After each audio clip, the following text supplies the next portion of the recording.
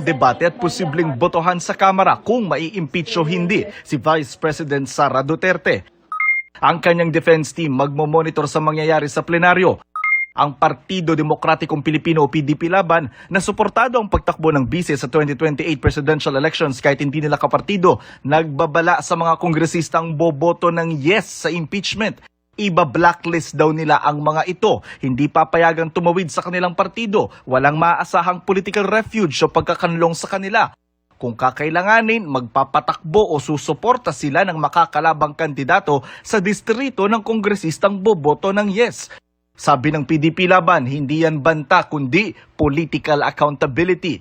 Ang kapatid ng bise na si Davao City Mayor Baste Duterte ang pangulo ngayon ng PDP laban. May 3 Duterte sa Kamara, sina Davao City Representatives Paulo Pulong Duterte, Omar Vincent Sangcola Duterte at PPP Party List Representative Harold Duterte. Sabi ni Justice Committee Chairperson Jervil Luistro, malaya ang mga Duterte na sumali sa debate sa impeachment.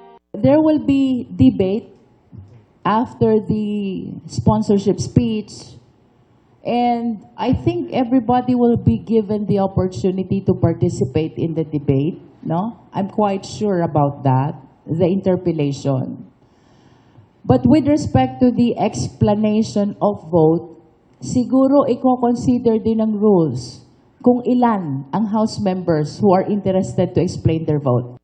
Sa Senadora Amy Marcos, naglabas ng video tungkol sa nakuha raw niyang impormasyon ng posible anyang kahinatnan ng mga hindi boboto para ma-impeach ang bise. May bagong pananakot ngayon. 3 little letters na naman. Ang pangalan, Ombudsman. OMB. Nakakatakot dahil kakasuhan ka raw kapag hindi ka bumoto para sa impeachment ni VP Sara. Maliban pa sa OMB, may DOJ pa, may NBI pa, may SEC pa. Hiningan namin ng pahayag si Ombudsman Jesus Crispin Remulla pero wala pa siyang tugon. Sabi ni Palace Press Officer Undersecretary Claire Castro, tila nasasanay ang ilang matataas na opisyal na bumabase lang sa anyay haka-haka. Mas may kredibilidad aniya kung maghuhusga na may ebidensya.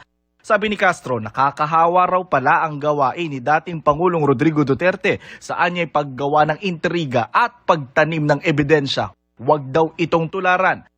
Payo naman ni Cebu Archbishop Alberto Abet Uy, sa mga Katoliko mambabatas, bumoto ayon sa konsensya, katotohanan, hustisya at sa ikabubuti ng nakararami. Debate at posibleng botohan sa Kamara kung mai-impeach o hindi si Vice President Sara Duterte. Ang kanyang defense team magmomonitor sa mangyayari sa plenaryo. Ang Partido Demokratikong Pilipino o PDP laban na suportado ang pagtakbo ng bise sa 2028 presidential elections kahit hindi nila kapartido, nagbabala sa mga kongresistang boboto ng yes sa impeachment. Iba-blacklist daw nila ang mga ito. Hindi papayagang tumawid sa kanilang partido. Walang maaasahang political refuge o pagkakanlong sa kanila. Kung kakailanganin, magpapatakbo o susuporta sila ng makakalabang kandidato sa distrito ng kongresistang boboto ng yes. Sabi ng PDP laban, hindi yan banta kundi political accountability. Ang kapatid ng bise na si Davao City Mayor Baste Duterte ang pangulo ngayon ng PDP laban. May 3 Duterte sa Kamara, sina Davao City Representatives Paulo Pulong Duterte, Omar Vincent Sangcola Duterte at PPP Party List Representative Harold Duterte. Sabi ni Justice Committee Chairperson Jervil Luistro, malaya ang mga Duterte na sumali sa debate sa impeachment. There will be debate after the sponsorship speech, and I think everybody will be given the opportunity to participate in the debate. No, I'm quite sure about that, the interpellation. But with respect to the explanation of vote, siguro i-consider din ng rules kung ilan ang House members who are interested to explain their vote. Sa Senadora Amy Marcos, naglabas ng video tungkol sa nakuha raw niyang impormasyon ng posible anyang kahinatnan ng mga hindi boboto para ma-impeach ang bise. May bagong pananakot ngayon. 3 little letters na naman.